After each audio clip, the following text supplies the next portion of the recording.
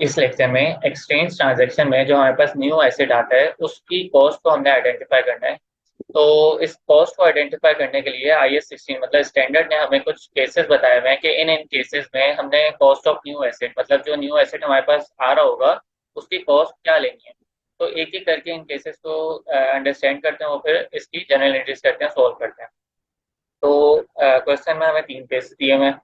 और सबसे पहले कैश रिसीव्ड और पेड की हमें अमाउंट देनी है। फिर उसके बाद asset given up. Asset given up मतलब कि जो हमारे पास ओल्ड एसेट था जो कि हमने डिस्पोज ऑफ किया है उसकी हमें इन्फॉर्मेशन दी हुई है। ओरिजिनल कॉस्ट बताई गई है तीनों केसेस में। बुक वैल्यू दी हुई है उसकी हमें तीनों केसेस में। एस्टिमेटेड फेयर वैल्यू दी हुई है, ठीक है, तीनों केसेस में। फिर उसके बाद एसेट रिसीव जो हमें इन रिटर्न एसेट रिसीव्ड हो रहा है ना उसकी भी हमें एस्टिमेटेड फेयर वैल्यूज बताई हुई है तीनों केसेस में। लेकिन देखना यह है कि यहाँ पे दोनों चीजें एस्टिमेटेड हैं। अब यहाँ इन केसेस के थ्रू हम अंडरस्टैंड करेंगे और इसको सॉल्व करेंगे और केसेस में हमें बताया हुआ होगा कि ये estimated fair value reliably measurable है भी या नहीं। ठीक है। तो सबसे पहले केस वन को सॉल्व करते हैं। अगर क्या बता रहे हैं कि fair value of both assets are reliably measurable. अभी हम सिर्फ केस वन देख रहे हैं, ठीक है। तो इसमें इन्होंने बताया कि एसेट रिसीव की भी और एसेट गिवन अप की भी, मतलब जो हमारे पास से एसेट जा रहा है और जो आ रहा है उन दोनों की जो फेयर वैल्यू है ना वो रिलायबली मेजरेबल है। तो स्टैंडर्ड ने हमें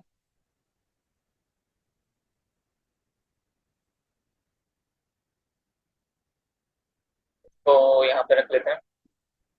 तो स्टैंडर्ड ने हमें क्या बोला कि अगर fair value of both old and new asset given हो तो क्या ट्रीटमेंट करेंगे। कॉस्ट ऑफ न्यू एसेट मतलब हम क्या आइडेंटिफाई क्या कर रहे हैं, न्यू एसेट की कॉस्ट। बाकी जो वैसे डिस्पोजल की एंट्री होती थी उसमें कोई चेंज नहीं आएगा, वो वैसी ही होगी। बस जो न्यू एसेट की कॉस्ट है ना उसको हमने आइडेंटिफाई करना है। तो कॉस्ट ऑफ न्यू एसेट क्या होगी, fair value of old asset plus या माइनस, मतलब कैश या तो हम पे कर रहे होंगे या हमें रिसीव हो रहा होगा। तो इसकी एंट्री को समझते हैं और फिर इसको अंडरस्टैंड करते हैं। तो नंबर वन हम सॉल्व कर रहे हैं केस। तो सबसे पहले जो हमारे पास से एसेट जा रहा है, ठीक है, जो हमारे पास से एसेट डिस्पोज ऑफ हो रहा है उसकी कॉस्ट को क्रेडिट कर, मतलब जो डेबिट हुई थी हमारी बुक्स में उसको अपनी कॉस्ट से क्रेडिट कर देंगे। मतलब एसेट जो हमारे पास ओल्ड था उसकी कॉस्ट को हमने कर दिया क्रेडिट। और इसकी अमाउंट कितनी है, ओल्ड कॉस्ट की एसेट की 10.3 है।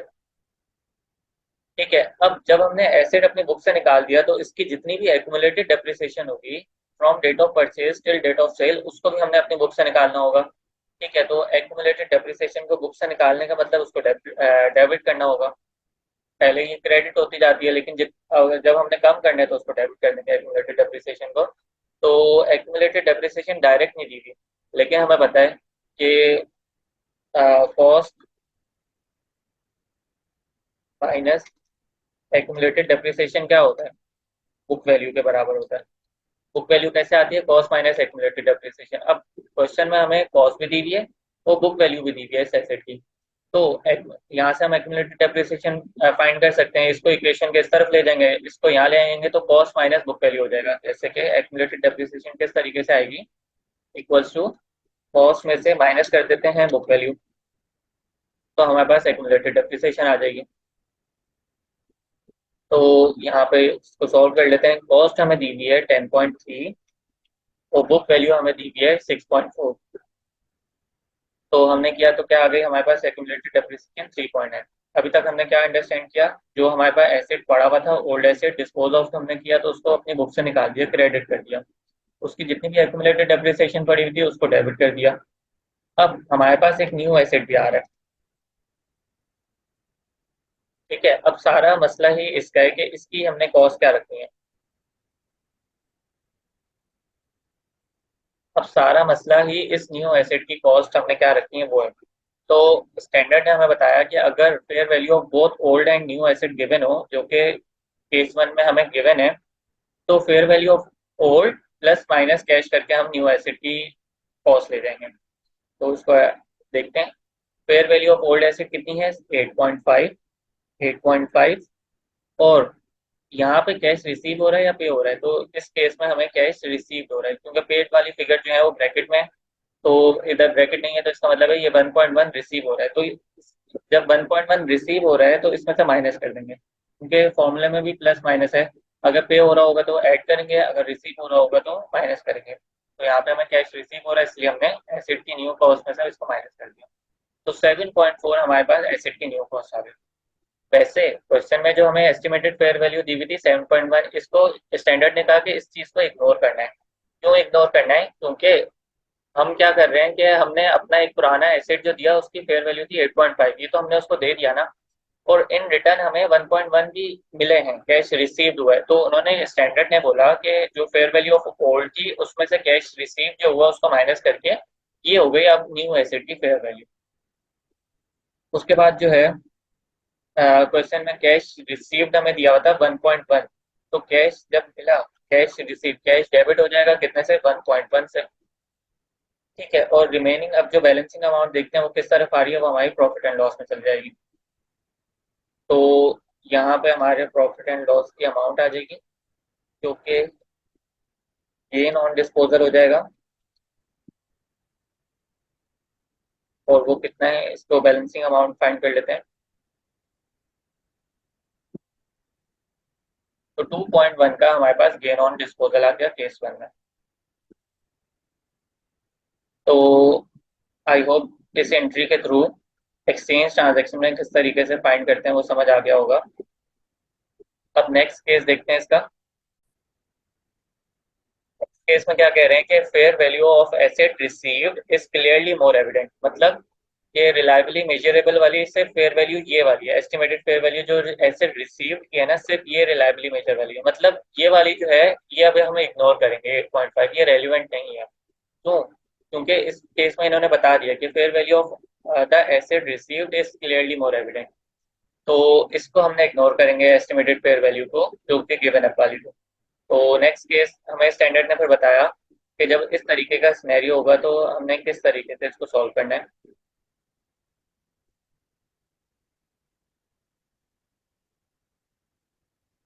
केस 2 सॉल्व करते हैं और फिर इसको अंडरस्टैंड करते हैं।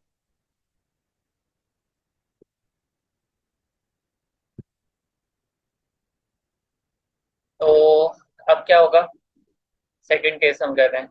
तो सेकंड केस का एसेट हमारे पास से चला गया। ठीक है, इसको मैं, एसेट हमारे पास से चला गया तो एसेट ओल्ड वाला अपनी कॉस्ट से क्रेडिट हो जाएगा क्योंकि अमाउंट उसकी दी हुई है। ओरिजिनल कॉस्ट कितनी दी हुई थी? 12.4। तो ये अपनी कॉस्ट पे क्रेडिट हो गया। इसकी जितनी भी एक्यूमुलेटेड डेप्रिसिएशन थी उसको हमने डेबिट करना है। तो एक्यूमुलेटेड डेप्रिसिएशन हमारे पास कितनी दी हुई है, वो सेम इस तरीके से निकल जाएगी कि कॉस्ट माइनस बुक वैल्यू। तो एक्यूमुलेटेड डेप्रिसिएशन क्योंकि डायरेक्ट नहीं दी हुई तो कॉस्ट थी 12.4 और बुक वैल्यू दी हुई है हमें क्वेश्चन में 7.3। तो ये हमारे पास इसकी एक्यूमुलेटेड डेप्रिसिएशन भी आ गई। अब एसेट जो न्यू आया है उसको हमने डेबिट करना है। ठीक है, यही हमारा इशू है असल, कि उसको कितनी कॉस्ट से डेबिट करना है। तो वो देख लेते हैं। हमने केस पढ़ा कि fair value of the asset received जो है वो सिर्फ क्लियरली मोर एविडेंट है। तो अगर fair value of only new asset given हो तो कॉस्ट ऑफ न्यू एसेट क्या लेंगे? Fair value of new.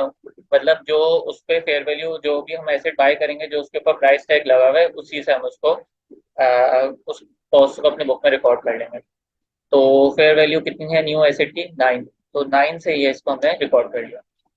उसके बाद जो है हमने देखा कि कैश भी हमने पे किया है 2.1 का। तो कैश पेड आ जाएगी यहाँ पे कितना? 2.1 से। अब देख लेते हैं कि बैलेंसिंग अमाउंट किस तरफ आ रही है। तो यहाँ पे भी हमारे पास गेन ऑन डिस्पोजल आ गया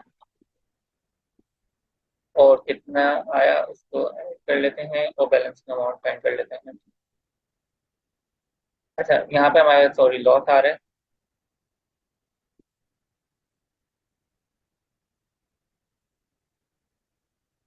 लॉस ऑन डिस्पोजल क्योंकि क्रेडिट साइड जो है वो हैवी है। बैलेंसिंग अमाउंट जो है हमारे पास 0.4 का लॉस ऑन डिस्पोजल आ गया। तो इस तरीके से हमने इस केस को भी अंडरस्टैंड कर लिया कि जब सिर्फ फेयर वैल्यू न्यू एसेट की दी हुई हो तो हम क्या करेंगे? कॉस्ट ऑफ न्यू एसेट क्या लेंगे? फेयर वैल्यू ऑफ न्यू, जो कि हमने इस केस में।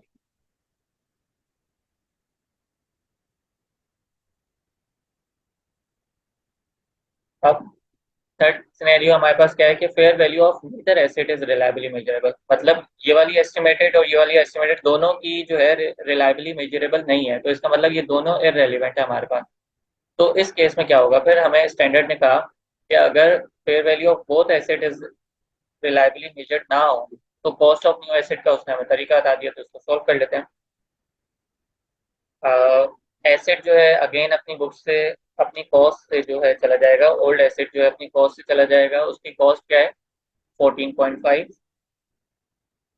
न्यू एस जो इसकी एक्यूमुलेटेड डेप्रिसिएशन होगी, ये हम थर्ड केस कर रहे हैं, जो इसकी एक्यूमुलेटेड डेप्रिसिएशन होगी वो उसको हम डेबिट कर देंगे, और वो किस तरीके से फाइंड होगी, कॉस्ट में से बुक वैल्यू को माइनस कर देंगे। 14.5 इसकी कॉस्ट है, बुक वैल्यू है 3.4, तो ये हमारे पास एक्यूमुलेटेड डेप्रिसिएशन आ गई। न्यू एसेट जो है वो डेबिट हो जाएगा आगे, तो उसकी अब न्यू एसेट की हमने क्या लेनी है cost, book value of old plus minus cash, क्योंकि जो न्यू एसेट आ रहा है उसकी भी फेयर वैल्यू रिलायबली मेजरेबल नहीं है, और जो हमारे पास पुराना एसेट था उसकी भी नहीं है। तो इस केस में क्या होगा, बुक वैल्यू ऑफ ओल्ड जो कि हम एसेट दे रहे हैं उसकी बुक वैल्यू और प्लस माइनस कैश कर लेंगे, तो देखते हैं। जो हम एसेट दे रहे हैं उसकी बुक वैल्यू है 3.4, 3.4 प्लस, अब यहाँ पे ना हम कैश दे रहे हैं ना हमें मिल रहा है, ठीक है, तो बस इसकी बुक वैल्यू यही रहेगी 3.4। और ये भी 14.5 हो गई इसकी क्रेडिट साइड भी, और ये भी 14.5 हो गई इसकी डेबिट साइड भी, मतलब ये ट्रांजेक्शन जो है कमर्शियल सब्सटेंस लूज कर रही है। तो क्यों लूज कर रही है, क्योंकि कोई भी किसी भी पार्टी को गेन लॉस कुछ भी नहीं हुआ, कोई फायदा नहीं हुआ, बस इन्होंने एक्सचेंज कर लिया आपस में एसेट्स।